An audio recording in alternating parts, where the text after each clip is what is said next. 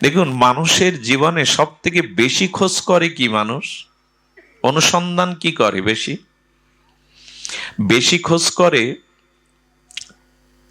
মানুষ সুখের। কিসের খোঁজ করে বেশি? সুখের। আচ্ছা, সুখ কিসে আসবে? তার জন্য তিনটে জিনিস বেশি খোঁজ করে। একটি হলো পারিবারিক সংহতি, আমার পরিবারের সবাই যেন আমার মনের মতো হয়, আর যাতে অর্থ হয়, আর নিজের সম্মান এই জগতে আমি কিছু লাভ করতে পারি। এই হলো সুখের তিনটে উপাদান মানুষ মনে করে। কি কি বললাম? পরিবার, ধন, সম্মান। মনে থাকবে মা? মানুষ সব থেকে বেশি খোঁজ করে সুখ, আর এই সুখ পাওয়ার জন্য তিনটে জিনিস অধিক খোঁজ করে মানুষ: অর্থ, পরিবার, আর কি বললাম? সম্মান, মান। আচ্ছা, আরো গভীরে গিয়ে প্রশ্ন করুন, এগুলি যারা অল্প বিস্তার পেয়েছে, এ পেয়েও কি তুমি সুখ পেয়েছো? গভীরে যদি প্রশ্ন করি। নমস্কার, রাধে রাধে। সুধী ভক্তবৃন্দ, গৌড় নিতাই মিডিয়া চ্যানেলে আপনাকে স্বাগত। যদি ভিডিওটি ভালো লাগে তাহলে সাবস্ক্রাইব করে রাখুন। নতুন নতুন ভিডিওর জন্য গৌড় নিতাই মিডিয়ার পাশেই থাকুন। রাধে রাধে। উত্তর কি আসবে জানেন? সুখ পেয়েছি, কিন্তু এখন চাইছি শান্তি। সুখ পেয়েছি কিছুটা, কিন্তু এখন চাইছি, অর্থাৎ মানুষের মূল খোঁজ, মূল প্রয়োজন হলো শান্তির। তো এই শান্তি কি করে লাভ করবে? গীতার উপরে আমরা সামান্য একটু দেখি ভগবান কি বলছে, শান্তি কোথায়, শান্তি কিভাবেই বা পাওয়া যায়। মানুষের জীবনে ঐকান্তিক খোঁজ বা চরম অনুসন্ধান হলো এই শান্তির। এখন আমি যেটি আপনাদের জানালাম, শান্তি পাওয়ার জন্য মানুষ অধিকতরভাবে তিনটি জিনিসের শরণ নেয়। প্রথমে হলো পরিবার, খুব ধ্যান দিতে হবে। প্রথমে হলো পরিবার, পিতা মাতা, স্ত্রী বা স্বামী, পুত্র, বন্ধু, সৎ কুটুম্ব, সজ্জন। এই এখন এরা আমার আশ্রয় হতে পারে, এরা আমাকে কিছুটা জাগতিক সুখ দিতে পারে, কিন্তু শান্তি দেওয়ার অধিকার এদের। যদি পিতা মাতা, স্ত্রী, পুত্র নিয়ে সবাই শান্তি পেত, পরিবারে অশান্তি নামক জিনিসটা আমাদের এভাবে যন্ত্রণা দিত না। তার মানে আমরা প্রথমে চাই পরিবারের আশ্রয়ে থাকলে পিতা মাতা, স্ত্রী, পুত্র, সন্তান, কুটুম্ব, বন্ধু, সজ্জন, এরাই আমাকে দেখবে, এরাই আমার শান্তির ঠিকানা। এই মনে করেই তো মানুষ ঘর বাঁধে, এই মনে করেই এদের অবলম্বন করে। কিন্তু সবার মনের খবর কি জানেন? এদের আশ্রয় থেকেও সে প্রকৃত বরঞ্চ অশান্তিটা এখান থেকে বেশি ওঠে। কারণ যেমন চেয়েছিলাম তেমন পাইনি। এই জন্য পরিবার আপনাকে আশ্রয় দিতে পারে, কিছুটা প্রশস্তি দিতে পারে। সারাদিন কর্মের পরে বাড়ি এলে কিছুটা আশ্রয় হয়, কিছুটা প্রশস্তি হয়। কিন্তু পরিবারে শান্তি পেলে পরিবারগুলোর এই দুর্দশা হতো না। ভবমহা দাবাগ্নি, সব সংসারের কোথাও না কোথাও আগুন জ্বলছে। এই আগুন বাইরে দেখা যায় না, ভেতরে ঢুকলে বুঝতে পারবেন আগুন জ্বলছে। দ্বিতীয় থাকলো অর্থ, পরিবার, দ্বিতীয় অর্থ। অর্থশালী ব্যক্তিদের পাশে যাওয়ার সৌভাগ্য হয়েছে। আমি অতি ক্ষুদ্র তবু মন্ত্রী থেকে শুরু করে অনেক শিল্পপতি থেকে শুরু করে গিয়েছি, কিন্তু দেখলাম ধনই যে একমাত্র সুখের বা শান্তির কারণ সেটা ঠিক নয়। কারণ কারো জীবনে যখন অধিক ধন সম্পদ আসে, তখন তার ভিতরে কয়েকটি জিনিস ক্রিয়া করে। ধ্যান দিয়ে শুনুন। প্রথমে ভয়, এই অর্থ আমি রক্ষা করতে পারবো তো? অর্থ আসলো মানে তার রক্ষার একটা ভয় আপনার ভিতরে চলে আসবে। তো ভয় থাকলে শান্তি হয়? কারো জীবনে যখন ভয় কাজ করে তখন শান্তি হয়? নির্ভয়তাই হলো শান্তির প্রতীক, নির্ভয়তা। কিন্তু অর্থ আসলে তাকে রক্ষা করা শত্রুর হাত থেকে, আর অর্থ যখনই আসবে আপনার শত্রু বেড়ে যাবে। লিখে নিন, যখন আপনার জীবনে অর্থ প্রবৃদ্ধি হবে, বাড়বে, তখন আপনার জীবনে শত্রু দেখা দেবে। দ্বিতীয়ত, অর্থ অর্থ আয় করতেও যেমন পরিশ্রম কষ্ট লাগে, সেই অর্থ চলে গেলে বা ব্যয় করতে গেলেও আয়েতেও কষ্ট, শান্তি কোথায়? তার মানে কি অর্থের প্রয়োজন নাই, অর্থ সব ছেড়ে দেবেন, তা বলা হলো না। অর্থ প্রয়োজন, কিন্তু জীবনের প্রয়োজনের বাইরে বেশি অর্থের পেছনে ছুটতে গেলে শান্তি নামক জিনিসটা এ জন্মে কেন কোনো জন্মেই পাবেন না। যেটুকু পেয়েছেন তার অধিক যদি চাওয়া থাকে, ওই চাওয়া আপনাকে দৌড়ে নিয়ে যাবে। হরিণ মরুভূমিতে জলের আশায় ছোটে, বালুতে সূর্যের তাপ এসে দূর থেকে বাতাসে মনে হয় জলের তরঙ্গ বইছে। মরুভূমিতে দেখবেন বালিতে সূর্যের কিরণ এসে পড়ে, আর অল্প অল্প মৃদুমন্দ বায়ুতে মনে হয় ওখানে জলের তরঙ্গ ঢেউ হচ্ছে। হরিণ এই ভেবে জলতৃষ্ণা কাতর হয়ে ছোটে, বালিতে জল পাওয়া যাবে? ছুটতে ছুটতেই মরে। অধিক ধনলিপ্সা আপনাকে ছুটিয়ে মারবে, শান্তি পাবেন না। তো ধনে শান্তি নাই, এটা দেখুন, না থাকলেও শান্তি নাই। কতটুকু থাকতে হবে এটা শাস্ত্র বলেছে, না থাকলেও সমস্যা। এই জন্য আপনার জীবন নির্বাহের জন্য যেটুকু প্রয়োজন সেটুকু অর্থ প্রয়োজন। আর সংসারী মানুষ যদি 1 টাকা আয় করে, 8 আনা সংসারের জন্য ব্যয় করুন, 4 আনা ভূত ভবিষ্যৎ সন্তানাদি রোগ শোকের জন্য জমা করুন, আর 4 আনা অবশ্যই সমাজের মঙ্গল কাজে, সৎ কাজে, গুরু বৈষ্ণব ভগবত সেবায় ব্যয় করুন। এই হলো 1 টাকার হিসাব সংসারীদের। 8 আনা সংসারের পেছনে ব্যয় করুন, 4 আনা সঞ্চয় করুন। সংসারীদের সঞ্চয় করা দরকার। মা লক্ষ্মীর হাতে আড়ি আছে, দেখবেন। লক্ষ্মী পূজা করেন না আপনারা? মার হাতে কি আছে? আড়ি। মানে বলা হচ্ছে কিছু কিছু সংসারী তো তুমি কিছু কিছু রেখে দাও, সঞ্চয় করো, এটা রোগ শোক বিপদে ভবিষ্যতে লাগবে। কিন্তু আর 4 আনা তোমাকে দীন ও দুঃখী, দরিদ্র আর সমাজ মানুষের কল্যাণে, সর্বোপরি ভগবত সেবায়, ভক্ত সেবায় ব্যয় করতে হবে। কিন্তু ওই হিসাবটাই ভুলে যায় আমরা। আর 4 আনা হতে রেখে দিই, আর একদিন সব চলে যায়। মামলায় যায়, অসুখে বিসুখে যায়, না চোর ডাকাত নিয়ে যায়। এই জন্য অর্থের একটা সমাধান শাস্ত্র দিয়েছে, কতটুকু রাখতে হবে, কতটুকু ছাড়তে হবে। কৃষকরা বর্ষাকালে ধান রোপণ করে আল দিয়ে দেয়, ওকে কি বলে আপনাদের দিকে? আলই বলে। তো ওই আলে জল টাপ বেঁধে থাকে। কৃষক বুদ্ধিমান, বাস্তব অভিজ্ঞতা আছে, ওরা 2-1 ইঞ্চি জল সরে যাওয়ার জন্য একটা নালা করে দেয়। কারণ একেবারে টাপ বেঁধে থাকলে পুরো ভেঙে চুরে কিছু কিছু বের করে দাও, সৎ কাজে ব্যয় করো, নাহলে ওই অর্থই অনর্থের কারণ হয়ে দাঁড়াবে। সৎ কাজে ব্যয় আর আমরা করেছি। আমার দোকানে কর্মচারী আছে কয়েকজন, আমার বলা ভুল হলো আমার ছোট ভাইয়ের। তো একদিন বলছে, বড়দা আমি ইমাম সাহেবের সাথে আজকে গন্ডগোল করেছি। এই জন্য তোমার চোখ রাঙা রাঙা, ফুলছো, জোরে জোরে নিঃশ্বাস নিঃশ্বাস কেন?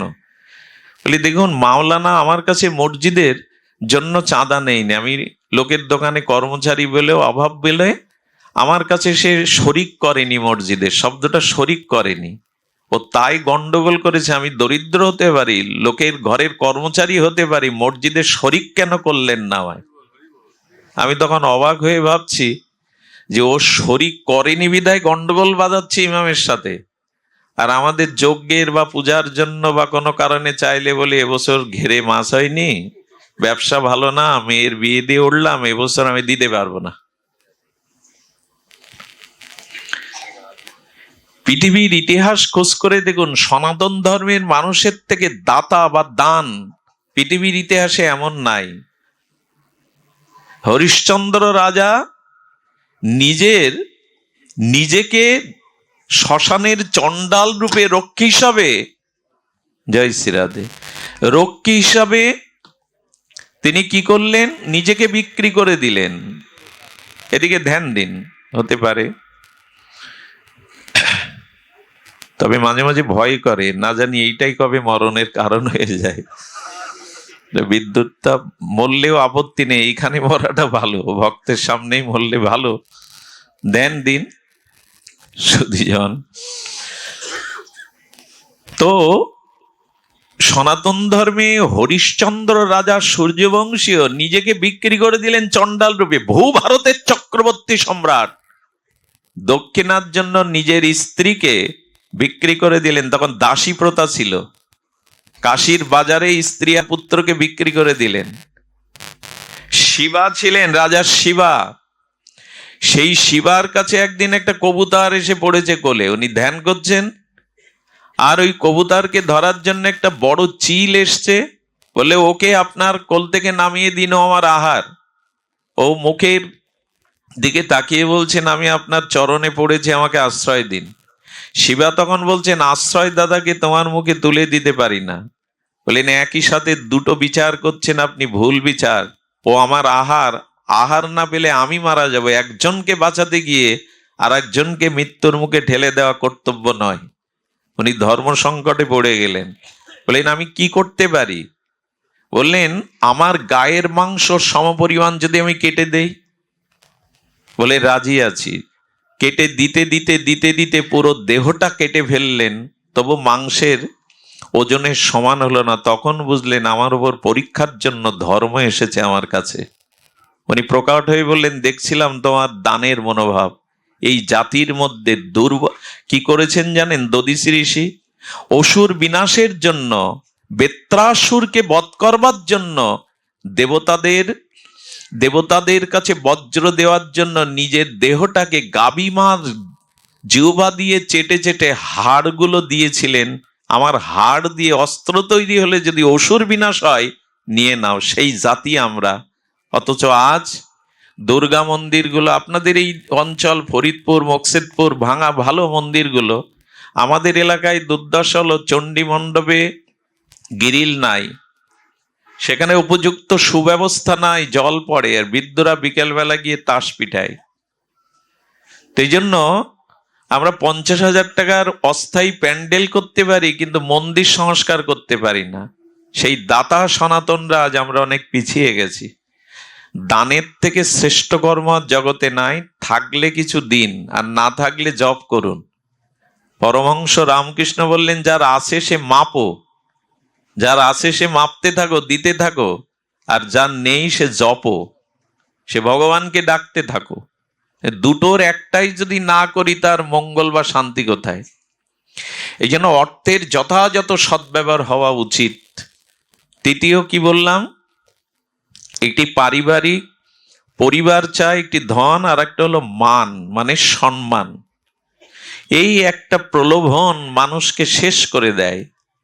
একটা জিনিস বলি, কিছু মনে করবেন না, অধিকাংশ মানুষের মনে যে অশান্তি, অসন্তোষ, মনের যে চঞ্চলতা, তার ভিতরে যে বিষাদ, মানসিক রোগগ্রস্তের একটাই কারণ, যখনই মোবাইল খোলে, যখনই পত্রপত্রিকা দেখে, তখন কিছু মানুষদের বিজ্ঞাপন, এগুলো দেখে মনে করে, আমি কেন ওর মতো সুন্দরী হতে পারিনি, আমি কেন ওর মতো পরিচিত হতে পারিনি।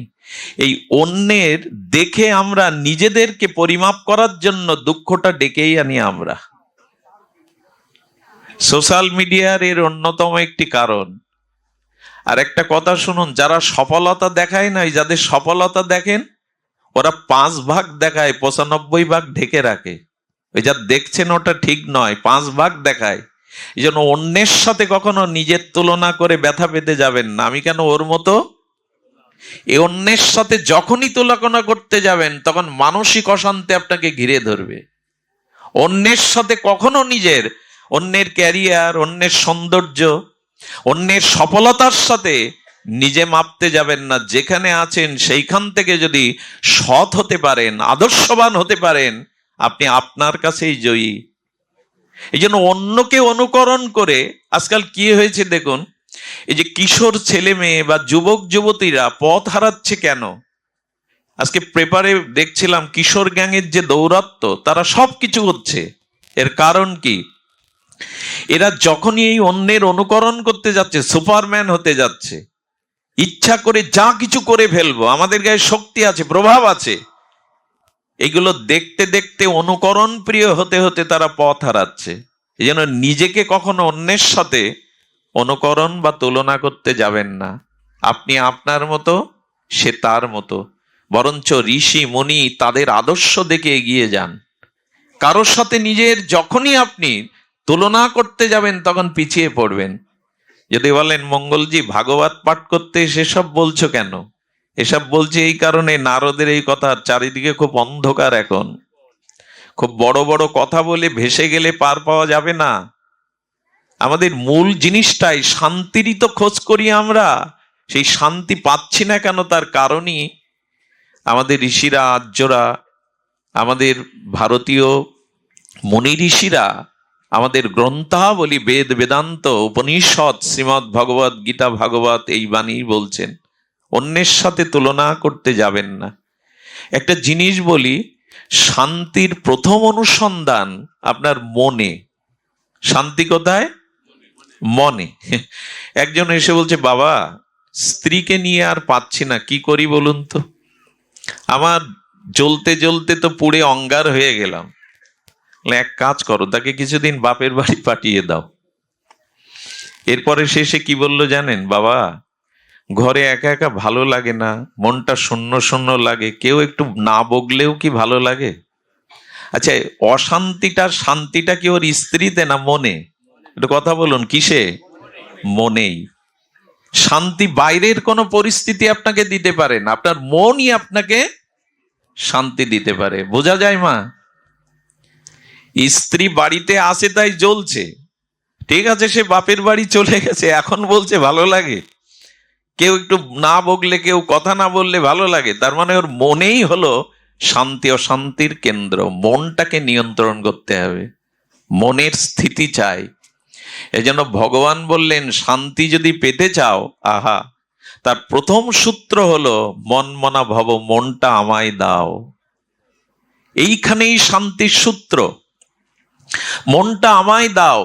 দেখুন মনের এমন ক্রিয়া, আমি আপনাকে 7 মিনিটেই এখন মন ভালো করে দিতে পারি গীতার অনুযায়ী। 2 মিনিট চোখ বন্ধ করুন, এখন করবেন না, বাড়ি গিয়ে করবেন। 2 মিনিট চোখ বন্ধ করে 3 মিনিট জোরে জোরে নিঃশ্বাসটা গ্রহণ করুন আর প্রত্যাহার করুন ধীরে ধীরে। 5 মিনিট ভাবুন যে পরিস্থিতিতে আছি, এই পরিস্থিতি আমার জন্য ভগবান ভালো রেখেছেন। 7 মিনিট আপনি বাড়ি গিয়ে করবেন, আপনার মনের অশান্ত ভাব অবশ্যই কিছুক্ষণের জন্য শান্ত হয়ে যাবে। 2 মিনিট চোখ বন্ধ করুন ধ্যানস্থ হয়ে, 3 মিনিট নিঃশ্বাসটা জোরে জোরে গ্রহণ করে প্রত্যাহার করুন ধীরে ধীরে।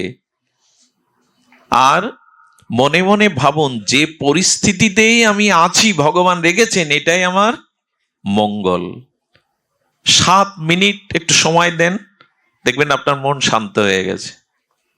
আমাদের ঋষিরা বলছেন যে পরিস্থিতিতে আছো তাতেই আমি ভালো আছি, ভগবান আমাকে ভালো রেখেছেন। এই বর্তমান পরিস্থিতিটাকে, মনটাকে মানিয়ে নাও, বোঝাও আমি ভালো আছি। আচ্ছা, সৃষ্টিকে বদলানো যাবে? এই যে জগৎ যেভাবে চলছে আপনি বদলাতে পারবেন? সৃষ্টিকে বদলানো যাবে না, বদলানো যা যাবে শান্তির জন্য আপনার দৃষ্টিকে। সৃষ্টি বদল করা সম্ভব নয়, কিন্তু দৃষ্টি বদল করা যাবে। যেমন আকাশ থেকে বৃষ্টি ঝরছে, বৃষ্টি বন্ধ করা যাবে? কিন্তু বৃষ্টিতে আপনি ভিজবেন না, তার জন্য ছাতা ধরুন। বৃষ্টি বন্ধ করার প্রয়োজন নাই তো, ছাতা ধরুন, ছত্র ধরুন, আর আপনি ভিজবেন না। তেমনি সৃষ্টিকে বদলানো আমাদের কাজ নয়, এটা ব্রহ্মাও পারে না। ব্রহ্মাও তার সৃষ্টি থেকে একদিন ধ্বংস হয়ে যায়। ব্রহ্মা যা পারে না, আপনি কি পারবেন? এই জন্য আপনি দৃষ্টি বদলান, সৃষ্টি বদলান না, আপনি দৃষ্টি বদলান। দৃষ্টি বদলানো কেমন জানেন? কেউ যদি বলে জগৎটা যদি দামি চামড়া দিয়ে ঢাকা থাকতো, ধুলা লাগতো না, পায়ে কোনো কণ্টক বিদীর্ণ হতো না, কাটা ফুটতো না, তা কি সম্ভব? পুরো পৃথিবী চমড়া দিয়ে ঢেকে দেওয়া যাবে, চর্ম দিয়ে? অত কিছুর দরকার নেই তো, পায়ে একটা চামড়ার জুতা পরুন, তোর মিটে গেল। এই জন্য সৃষ্টিকে বদলানো আমাদের কাজ নয়, ক্ষমতাও নাই। দৃষ্টি বদলান। দৃষ্টিভঙ্গিটা কেমন? ভগবান আমাকে যেমন রেখেছেন, বিদুর রাজমন্ত্রী, ধৃতরাষ্ট্রের ভ্রাতা, দাসীপুত্র বিদুর মহাত্মা, তিনি ছিলেন কৌরবদের মন্ত্রী। একদিন সৎ মন্ত্রী, শুধু মন্ত্রী নয়, বিদগ্ধ মহাত্মা বিদুরজি, তিনি অন্ধ ধৃতরাষ্ট্রকে বললেন, আপনি শুধু বাইরের অন্ধ না, আপনি জ্ঞানও অন্ধ। পুত্রের প্রতি এত আসক্তি, এত মমতা ধ্বংস ডেকে আনছে। আপনি দুর্যোধনকে শাসন করুন, লাগাম টেনে ধরুন, নালে পুরো হস্তিনাপুরকে, পুরো কৌরবদের বিনাশের কারণ হবে দুর্যোধন। পেছনে দাঁড়িয়ে দুর্যোধন বলে, বাহ, আমার খাবি, আমার পদে মন্ত্রিত্ব বসবি, আর আমার নামে একবার বেরিয়ে যা, বেরিয়ে যায় মন্ত্রিত্বকে, আমি তোকে ত্যাগ করলাম। নিজের সহধর্মিণীকে নিয়ে আর বনের পাশে ছোট্ট একটা কুঠির তৈরি করে, মাটির কুঠির তৈরি করে স্বামী স্ত্রী সারাদিন ভজন করে, আর ওই বনের ফলমূল শাক পাতা দিয়ে ভগবানকে নিবেদন করে পায়, আর স্বামী স্ত্রী মিলে ভগবত কথা আলোচনা করে। বলেন, গোবিন্দের কত দয়া, ভগবানের কত দয়া। ওই পদে থাকলে আমি ভজন করতে পারতাম না, সাধন করতে পারতাম না। কৃপা করে গোবিন্দ ভজনের জন্য আমাকে কৃপা করেছেন। এই পরিস্থিতি যেমন, সেই পরিস্থিতিটাকে যদি মেনে নিতে চায় আপনার মন, যে হ্যাঁ, এটা আমার জন্য মঙ্গল, আপনি শান্তি পাবেন। শান্তি বাইরের কিছুতে পাওয়া যাবে না। পরিবারেও কেউ শান্তি আজ পর্যন্ত পায়নি। অর্থের দ্বারাও, ধনের দ্বারাও প্রকৃত সুখ হতে পারে ক্ষণিকের, শান্তি পাবেন না। আর মান সম্মান চাইতে গেলে তার বিপত্তিও আসবে। যেখানে মান আছে ওখানে অপমানও তুলে রাখতে হবে আপনাকে। আমি মাঝে মাঝে খুব কষ্ট পাই জানেন, 30টা বছর নিজের শরীরের দিকে তাকাইনি। ডাক্তার বলে তোমাকে 8 ঘন্টা ঘুমাতে হবে, নাহলে তুমি বাঁচবে না। হার্টের প্রবলেম, প্রেশার, কোলেস্ট্রল, 30টা বছর ভালো করে ঘুমাইনি আমি কোনোদিন, 2 ঘন্টা 2.5 ঘন্টার বেশি। এর পরেও দিনের পর দিন এইভাবে ছুটে চলেছি। যারা জানে তারা জানে। আমার বাড়িতে এক ভদ্রলোক দাকব থেকে গেছেন কৈলাসগঞ্জ, ফেরি পার হয়ে যেতে হয় আমার থেকে 4.5 ঘন্টার পথ।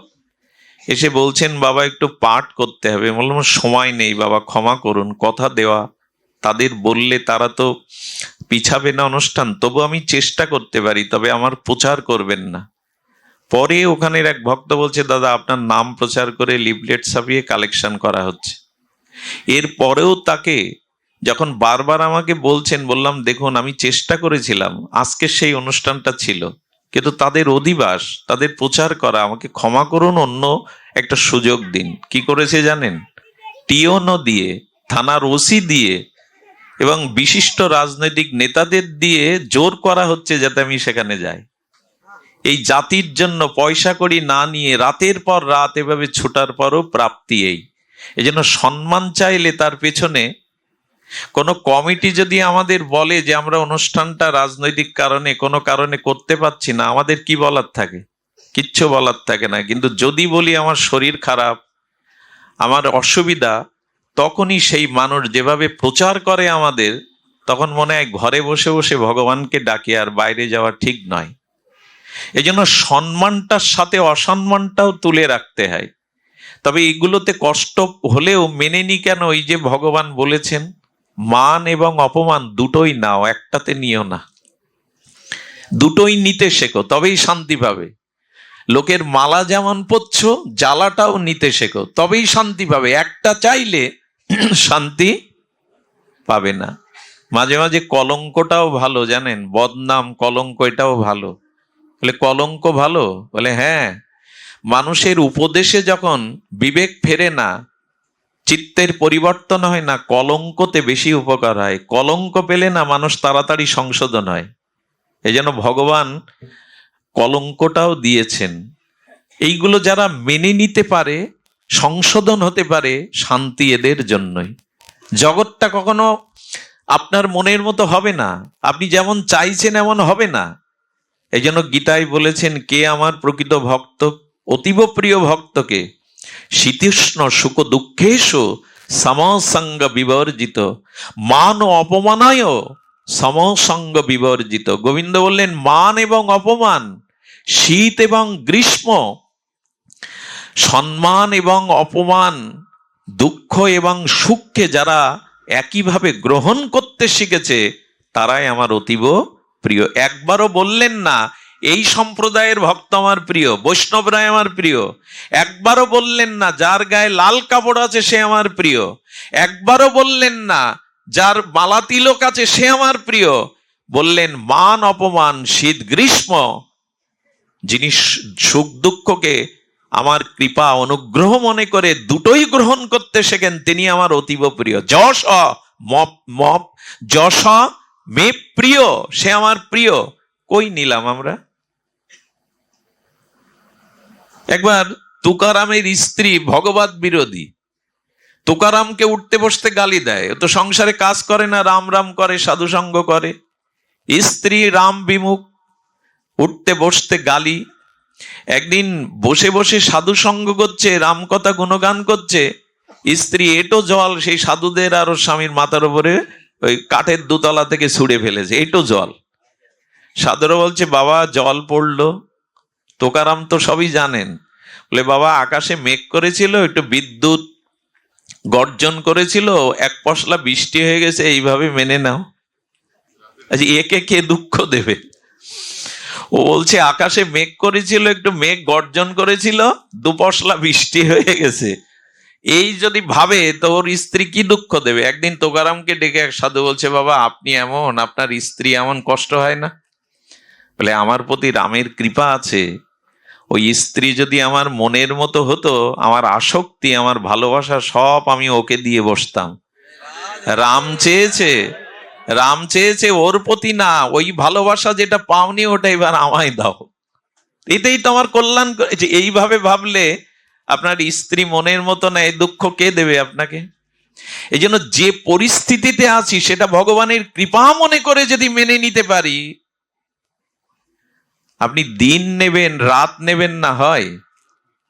আচ্ছা আজ পর্যন্ত কাউকে বলতে শুনেছেন রাত এলো কেন? একথা কেউ প্রশ্ন করেছেন কারো কাছে, রাত তুমি আসবে কেন? করেছেন কেউ আজ পর্যন্ত প্রশ্ন? কারণ আপনি জানেন এটা স্বাভাবিক, দিনের পরে। আচ্ছা পূর্ণিমার পরে অমাবস্যা আসবে কেন, এই প্রশ্ন তোলেন না? কারণ এটা জগতের স্বাভাবিক ক্রিয়া, এগুলো আমাদের মেনে নিতে হবে। তেমনি সুখ দুঃখটা, মান অপমানটা স্বাভাবিক, এটা ভগবানের এই জগতের নিয়ম মনে করে মেনে নিন। আরে ব্রহ্মা বলছেন, বসুমাতা গিয়ে জানাচ্ছে পাপের ভার বেড়ে গেছে প্রভু, আমি আর পাপ সহ্য করতে পারছি না। ধরিত্রী মা বলছেন গাভী রূপ গিয়ে, ব্রহ্মাজি আপনি সৃষ্টিকর্তা, আপনি একটা উপায় করুন, এত পাপ, এত অত্যাচার, এত অন্যায়, আমি ধরিত্রী, আমি পাপের বোঝা আর বইতে পারছি না। এত পাহাড় পর্বত বইছি কিন্তু পাপ এত ভারী আমি বইতে পাইছি না। ব্রহ্মা কি বলেছিলেন জানেন? আমি গবেষণা করে কি করব, সমাধান আমার কাছে, চলো ক্ষীরোদ সাগরের তীরে গিয়ে ভগবানকেই আমরা আরাধনা করি। আরে ব্রহ্মা যদি কিছু না করতে পারেন তা আপনি আমি কি করব? সৃষ্টিতে কি হচ্ছে, কোথায় হচ্ছে, এ ভাবনা ব্রহ্মা ভেবে কিছু করতে পারছেন না, ভগবানকে ডাকছেন, আপনি আমি কি করব? ভগবানকেই ডাকুন, তার শরণাপন্ন হন।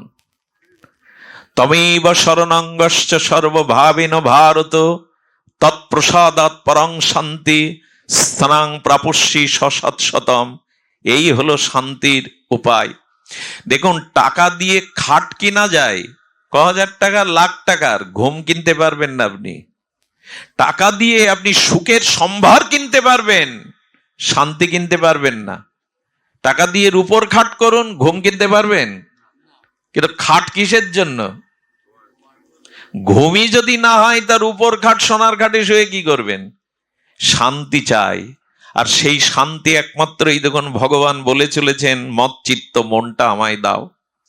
দেখুন এখানে যারা এসছি অনেকেই ঘুমাচ্ছেন, ঝিমাচ্ছেন, অলসতা প্রকাশ করছেন, কিন্তু যারা মনটা হরিকথার দিকে দিয়েছেন, আমি বিশ্বাস করি এখন অন্তত কিঞ্চিত সংসারের থেকে বেশি শান্তি পাচ্ছেন আপনি। কারণ মন যদি স্থিতি হয়, মন যদি কোনো সদ্ভাবনায় ভাবিত হয়, মন যদি ভগবানের নাম রূপ লীলাতে মনের আবেশ আনতে পারেন, তখনই আপনি প্রকৃত শান্তির সন্ধান পাবেন। এর আগে শান্তি কোথাও নাই। সারা পৃথিবী এই শান্তির খোঁজ করছে। শান্তি একমাত্র ভগবত ভজনে, ভগবত চরণে, স্মরণে। মনের স্থিতি আর কোথাও হবে না। দেখুন, মন যেটা চাইছে ওটা যতক্ষণ না পাবে ততক্ষণ শান্তি, যা চাইছি তা যতক্ষণ না প্রাপ্ত হচ্ছে শান্তি পাওয়া যাবে? তো মন চাই কি?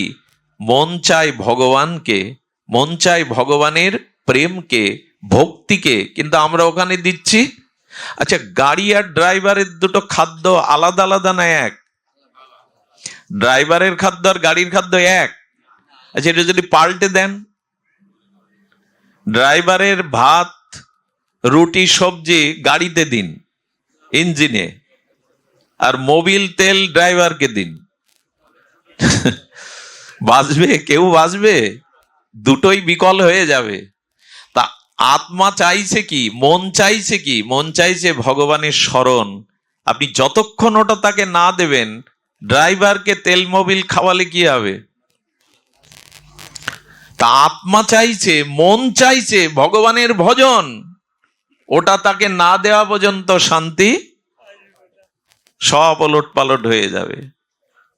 2-1 ঘন্টা বসি কি ঠাকুরের সামনে? পেপার পড়ি প্রতিদিন, গীতা পড়ি তো একটা শ্লোক প্রতিদিন। চা 3 বেলা 4টে লাগে, 5টা লাগে। হ্যাঁ, চৈত্র মাসে বৈশাখের খরা রৌদ্র বলি লেবু চা, লেবু চা, মাথা যন্ত্রণা করে। চা তো খান, চরণামৃত পান কখনো? শান্তি চাইলে পাওয়া যাবে? ছেলের হাতের মোয়া যে কেড়ে নিলাম, চরণামৃত পায় না, প্রতিদিন চা পায়। পেপার পড়তে হবে প্রতিদিন, পড়ুন, আপত্তি নাই। গীতা পড়েন তো?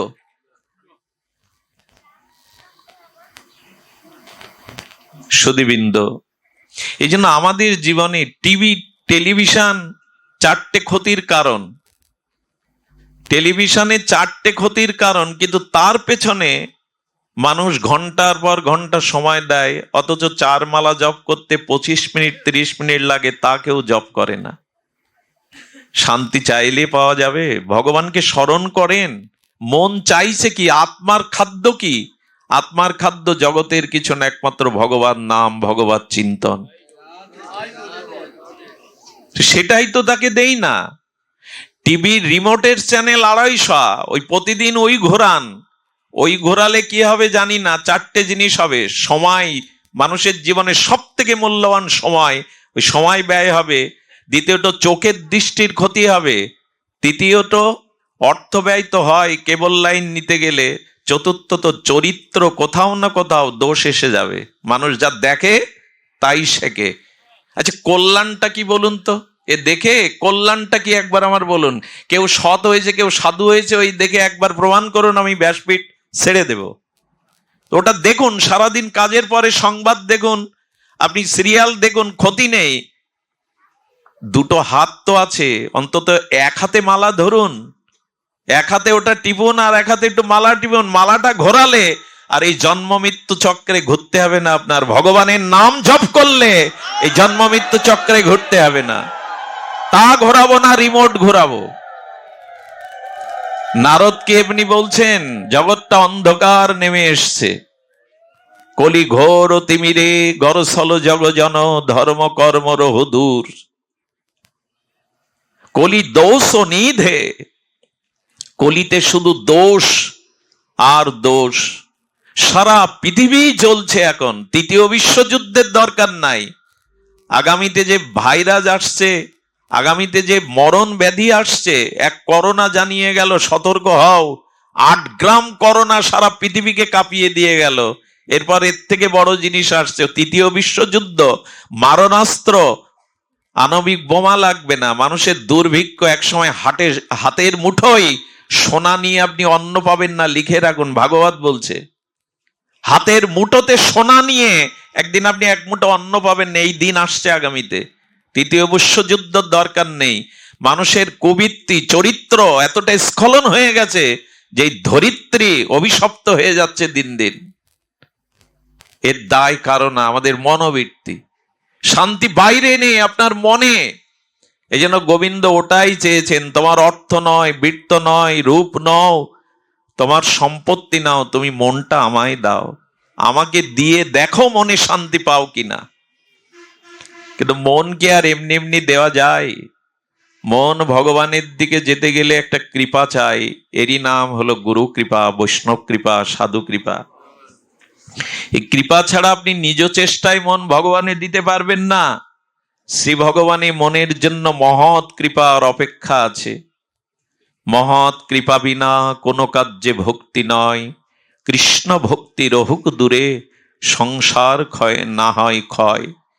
সংসারের মোহমায়া ভোগ বিলাস ক্ষয় হবে যেদিন মহতের কৃপা আমার উপরে হবে, যেদিন সাধু কৃপা আমার উপরে হবে।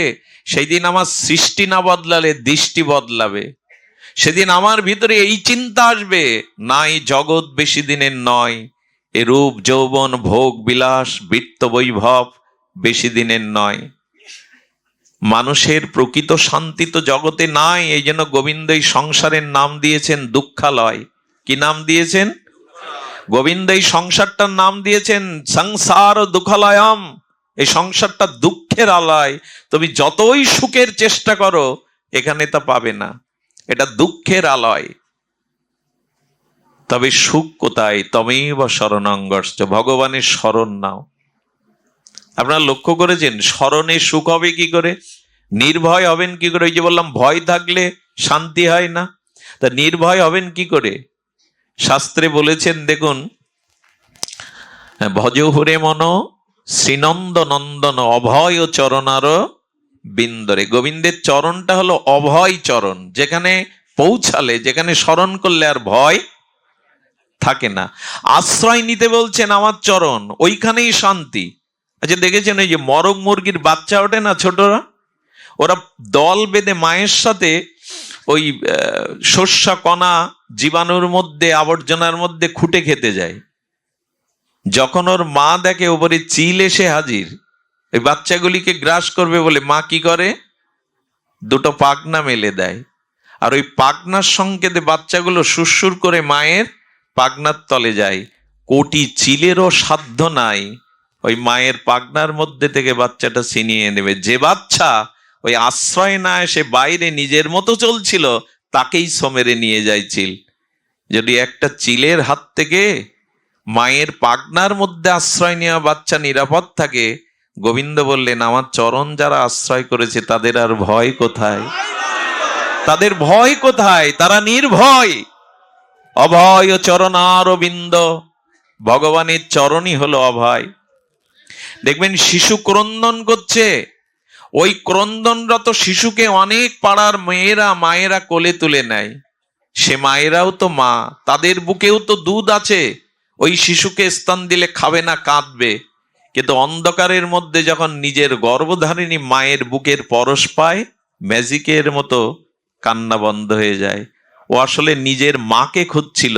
অন্য নারীও মা, কিন্তু তাদের বুকে অন্ধকারে ওই স্পর্শ পেয়ে বুঝতে পেরেছে আমার গর্ভধারিণী নয়। শিশু তখনই কান্না থামবে যখন নিজের মায়ের স্নেহবৎসল মায়ের বুকে যাবে। ঠিক ভগবানের চরণে যতদিন আমাদের মন অর্পণ না হচ্ছে, ততদিন আমাদেরও শান্তি নাই, আমাদেরও কল্যাণ নাই। এই কথাটি নিখিল শাস্ত্র বোঝাচ্ছেন। ভগবানকে মনটা দাও। মন কোথায় না কোথায় দিয়ে দিয়েছি। সংসারকে, স্ত্রী পুত্রকে, বন্ধু বান্ধবকে, রূপ যৌবনকে, সম্মানকে কত জায়গায় দিয়েছি, শুধু দেয়া হয়নি তোমায়। আমাদের একবারও ব্যথা হয় না, যিনি দিলেন তাকে দিলাম না মনটা, তাকে ঘরে আনা হয়নি, হৃদয় ঘরে তাকে তোলা হয়নি। এই ব্যথাটা আমাদের জাগা দরকার। যার মন তাকে দিলাম না। আর আমি বহুবার এ আলোচনা করেছি, মন যদি ভগবানকে না দেন সাধুগুরুর কৃপায়, মহতের কৃপায়, সাধু সঙ্গের মহিমায়, তবে আপনার জন্য একটা দুঃসংবাদ অপেক্ষা করছে। মন যদি ভগবানকে, কৃষ্ণকে না দেন, এই কথাটি আপনাদের খুব ধ্যান দিয়ে শুনতে হবে। ব্রহ্মা বলছেন, স্বয়ং বেদ বক্তা আদিগুরু জগৎ স্রষ্টা সনক পিতা ব্রহ্মার কথা। এ কথা যে কত কোটিবার আলোচনা করেছি, কতবার আস্বাদন করেছি, তবু পিপাসা মেটে না। পিপাসা শান্তি নয়, বাড়ে নিরন্তর। ব্রহ্মা বলছেন তাবদগ্রেদাস্তেনা কারাগৃহম গৃহম তাবন মোহনীগড় যাবৎ কৃষ্ণ নতে জনা। আহা, ব্রহ্মা বলছেন তাবদ্রৈস তাবদ্রৈস্তেনা কারাগৃহম গৃহম